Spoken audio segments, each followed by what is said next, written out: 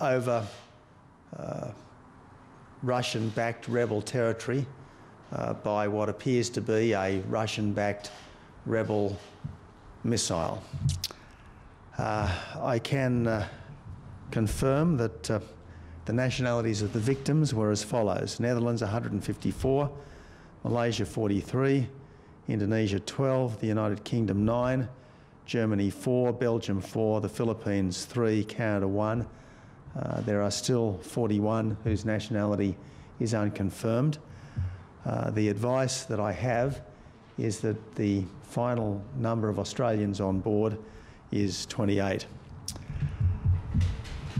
We grieve for all, but we particularly grieve and pray for the Australians who have lost their lives. I can further inform you that a Department of Foreign Affairs and Trade consular officer has been dedicated to each of the family groups of the victims involved. 11 Department of Foreign Affairs and Trade officials are in the process of being deployed to the Ukraine.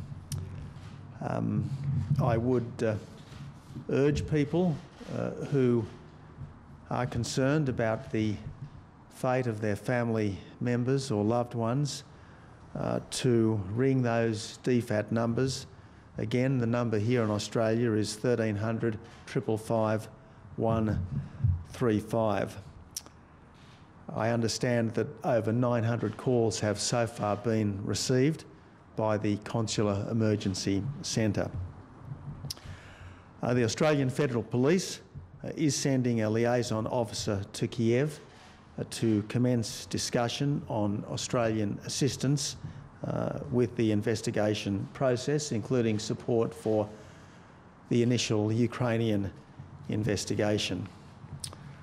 We do welcome the Ukrainian investigation, which has been announced, but it is absolutely essential that there be a full, thorough and impartial international investigation which has full access to the site, to the debris, to the black box recorder, and to any persons who may be able to assist with that investigation.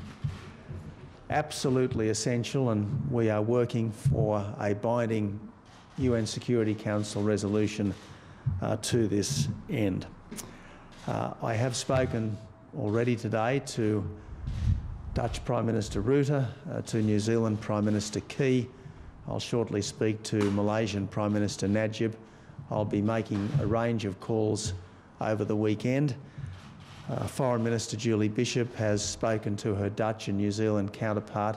She's been in contact with her Indonesian counterpart, and she also will be making a range of further calls. I can inform you that the Russian ambassador was called in Sydney by Foreign Minister Bishop and asked for a categoric assurance that Russia would fully cooperate with this investigation. I have to tell you that the initial response of the Russian ambassador was to blame Ukraine for this, and I have to say that is deeply, deeply unsatisfactory. We all know that there are problems in Ukraine.